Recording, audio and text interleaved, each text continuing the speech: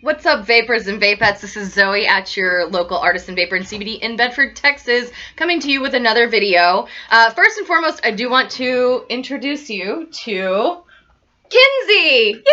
Everybody say hi to Kinsey. Hi. She's taking off now, but I just wanted to have her pop in real quick before we got the video started. So I will see you later. I'll see you later.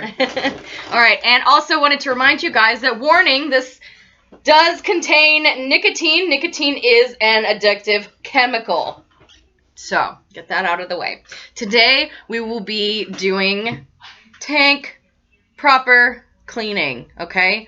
Obviously, this guy's got some juice in it. So I'm going to show you how not only to properly clean your tank, but install the coil. Now, yes, it does change. There are different tanks, obviously, but we're doing a screw-in coil today. First, you empty out that juice. You can empty it into the bowl as well. I've got rings on.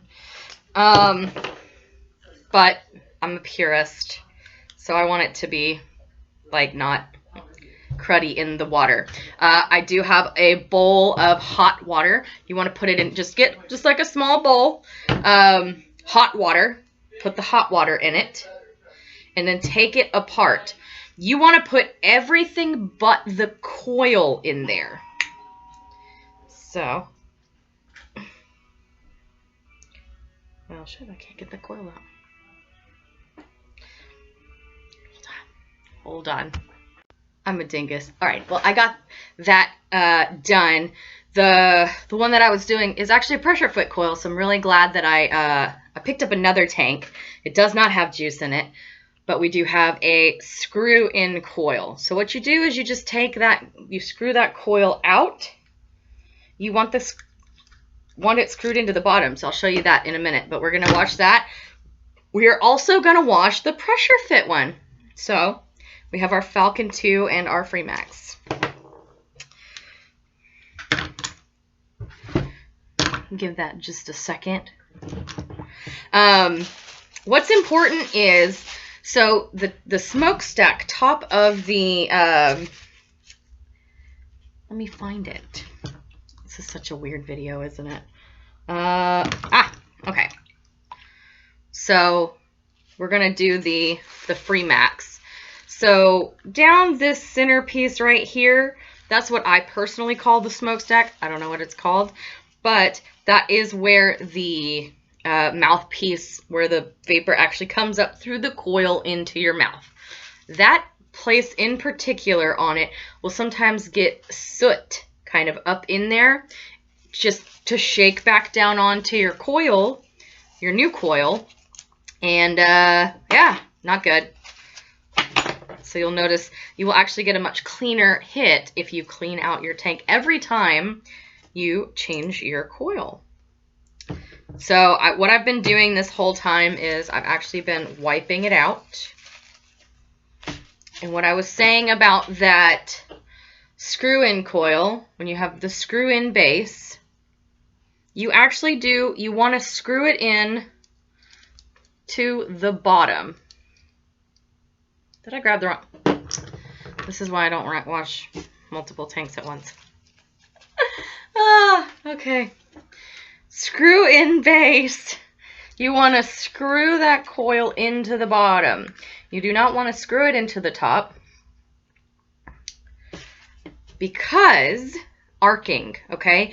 The way they make it to where you screw it into the base so that when you screw everything together, it fits together. You will have less leaking issues. And yeah, so there's that.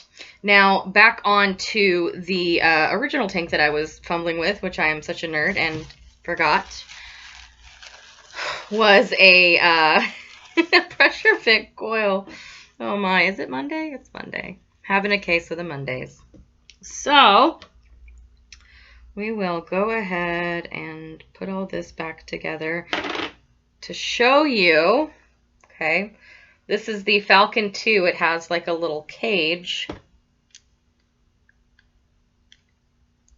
which I'm doing it opposite, aren't I?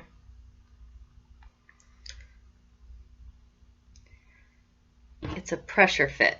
what that means is you literally just, ooh, let me get a new one. That one's gross. Okay.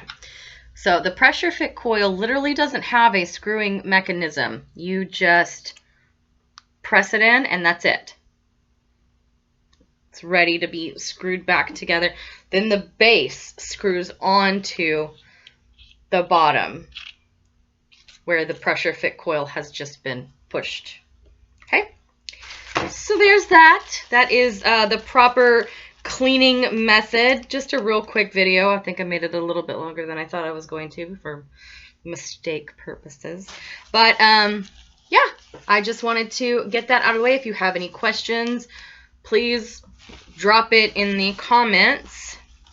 But yeah, that's how we properly clean tanks if I had my business together at Artisan Vapor. Thanks, guys. Have a good one.